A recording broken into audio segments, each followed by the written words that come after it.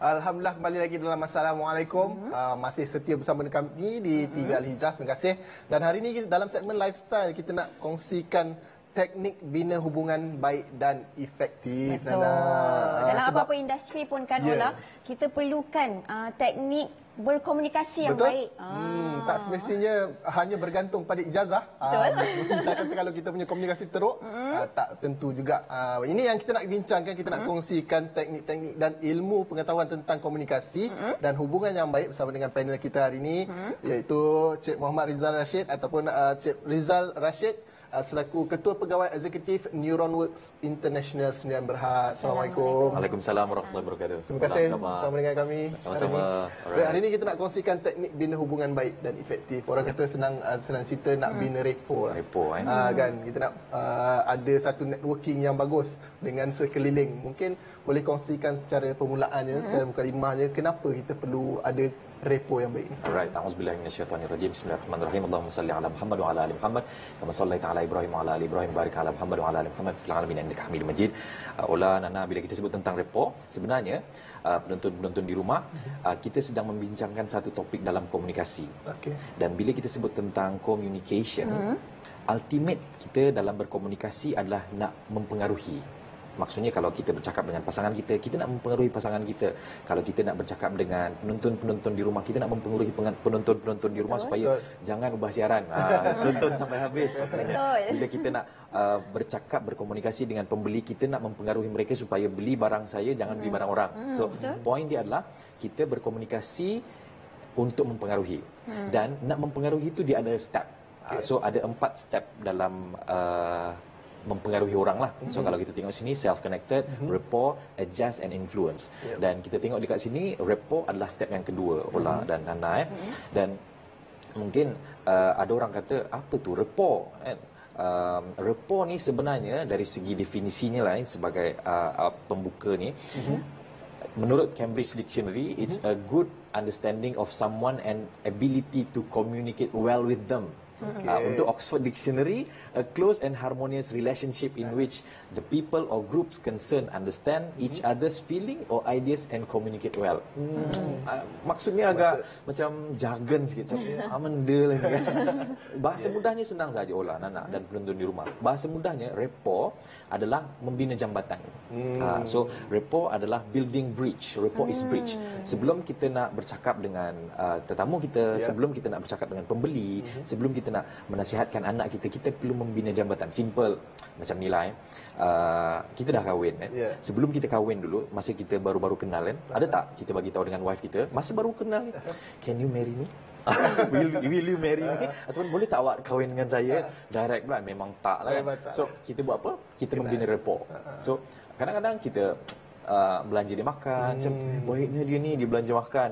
Kadang-kadang bila kita punya so-called orang yang kita nak try tu buat posting di Facebook, kita like di Instagram. So that is part of membina rapport, membina jambatan. So bila kita sebut tentang rapport adalah membina jambatan. Sebelum kita nak menasihatkan seseorang, kita perlu membina jambatan dengan mereka. Sebelum kita nak menjual barang, kita tak boleh terus jual. Kita perlu membina jambatan supaya mereka terbuka, dan insya-Allah selepas itu mereka akan menerima mesej kita, kritikan kita ataupun apa-apa sahaja, insya-Allah.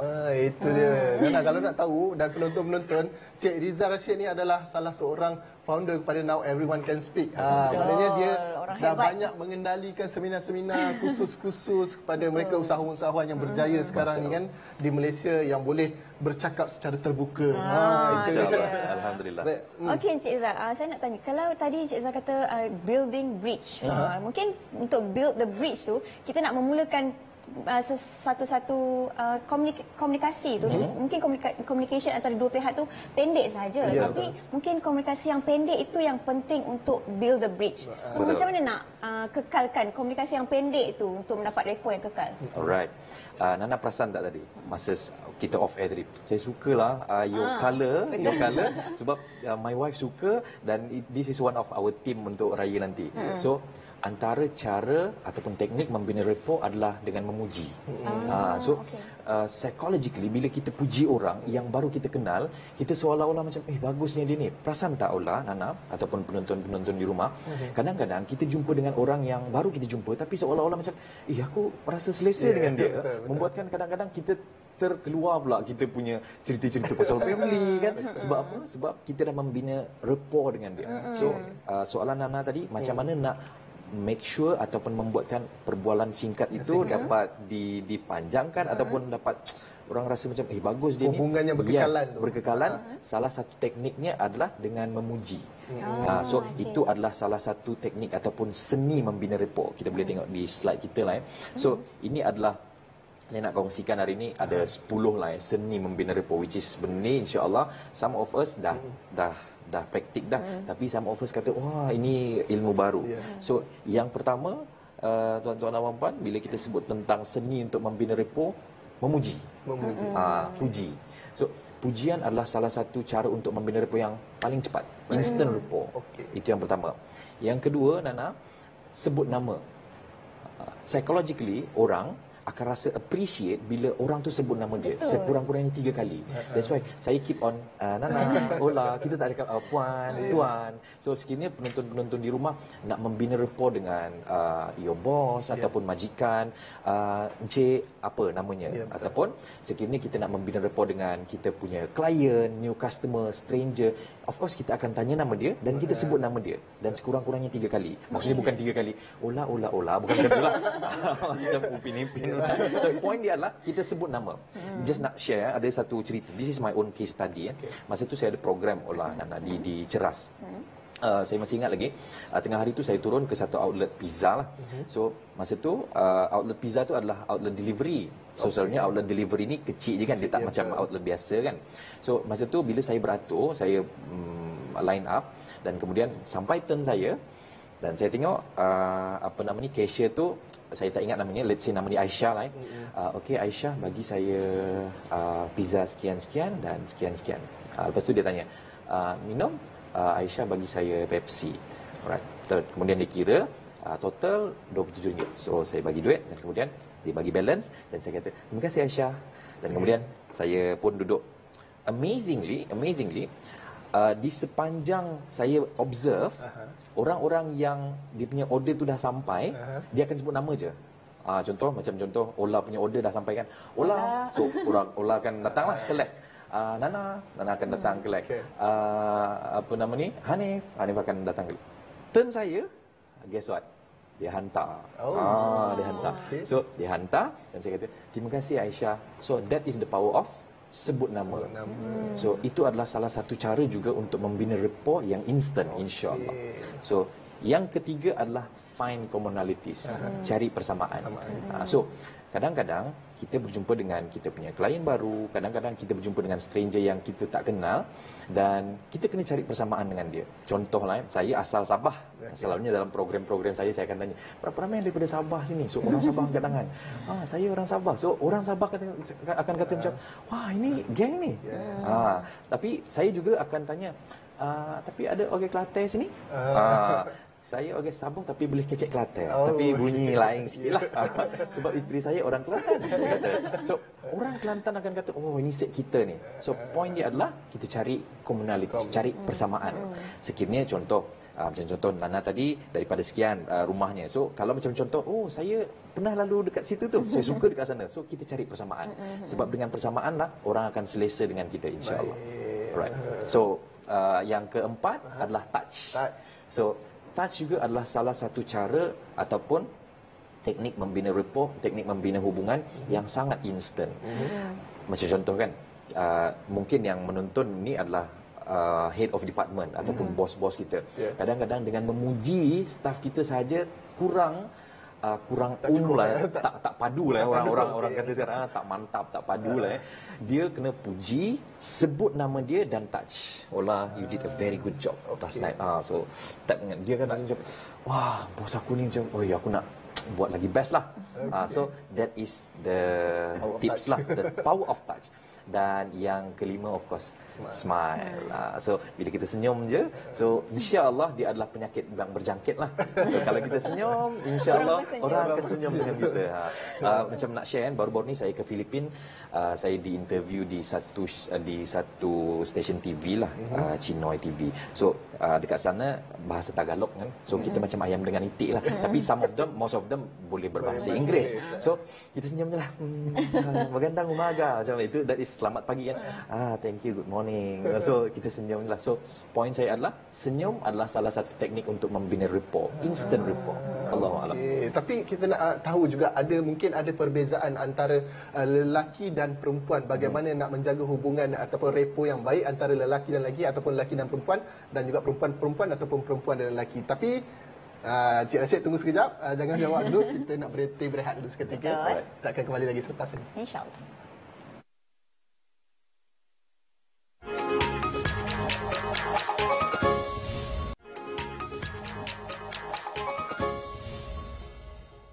Alhamdulillah, kembali lagi bersama dengan kami, masih lagi berbicara tentang membina hubungan baik dan efektif, dan masih lagi bersama dengan Cik Rizal Rashid. Dan saya nak sambung saya punya soalan tadi kepada Cik Rizal. Macam kita tahu ada perbezaan antara hubungan yang baik lelaki dan juga perempuan kan. Mungkin yang wanita ni lebih disclose kepada mereka, kepada orang yang mereka suka. Kalau yang suka je baru dia orang akan open kan. Kalau macam lelaki pula akan disclose kepada orang yang mereka percaya. Mungkin ada perbezaan daripada di situlah. Mungkin Cik Rashid boleh huraikan sedikit. Alright, wanita percaya, lelaki wanita suka, lelaki percaya. Okey. Based on my observation, mengikut pandangan saya, sebenarnya kedua-dua ni sama. Cumanya ada certain wanita yang dia tak disclose apa-apa selagi dia tak percaya dengan orang tu. Ada juga. Tapi ada juga lelaki yang dia suka je dicerita semua benda. Ada juga. So point dia adalah kedua-duanya sama. Cumanya kalau kita perasan tadi di slide yang sebelumnya, alright, kita ada self-connected. Step yang kedua adalah membina rapport dan adjust. So adjust ni adalah part di mana kita nak tengok sama ada lelaki atau wanita tu dia nak disclose something ataupun tak. So bila kita sebut tentang bercakap dengan manusia ni, komunikasi ni, sebenarnya bila kita bercakap dengan orang, bila kita bercakap dengan bos kita, bila bercakap dengan pasangan kita, bila bercakap dengan penonton sekarang ataupun sesiapa saja, sebenarnya saya sebenarnya bukan bercakap dengan Ola sebenarnya. Saya sebenarnya bercakap dengan 7 perkara yang ada pada Ola. Saya sebenarnya bukan bercakap dengan Nana sebenarnya. Saya sedang bercakap dengan 7 perkara pada Nana. So apa dia 7 perkara tu?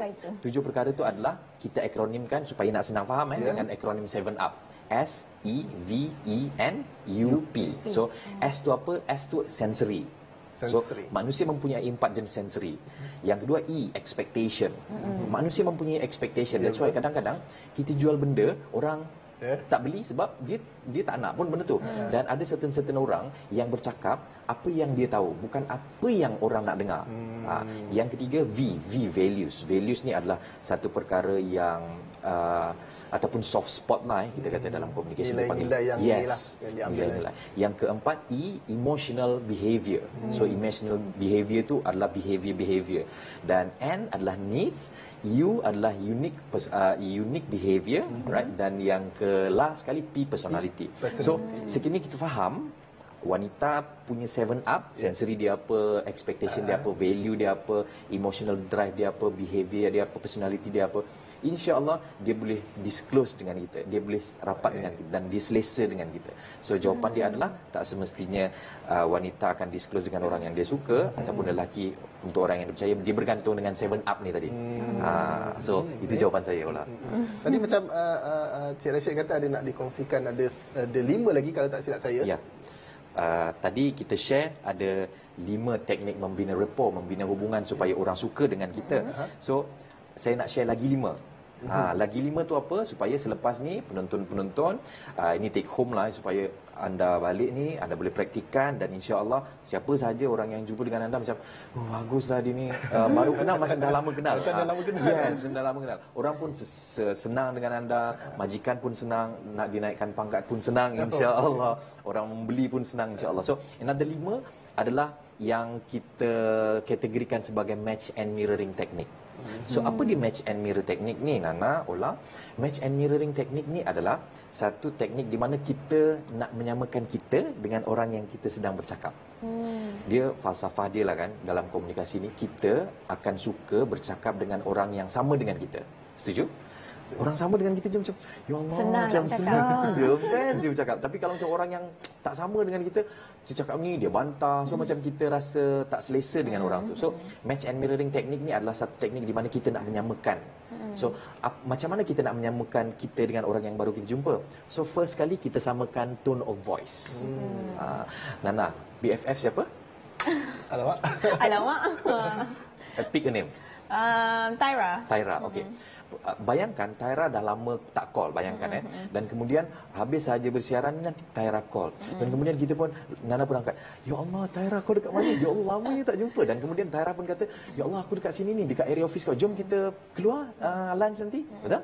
Maksudnya tone of voice kita dengan Tyra sama. Kita akan samakan tone of voice kita. Dia jarang, Tyra kau dekat mana? Aku dekat area sini lah. Dia tak jadi gitu, dia tak jadi. So salah satu cara untuk kita membina rapport supaya orang tu rasa macam angamlah dengan ini, menyamakan tone of voice. Tapi tak sepenuhnya, cuma kita boleh samakan dengan minimum pun okey.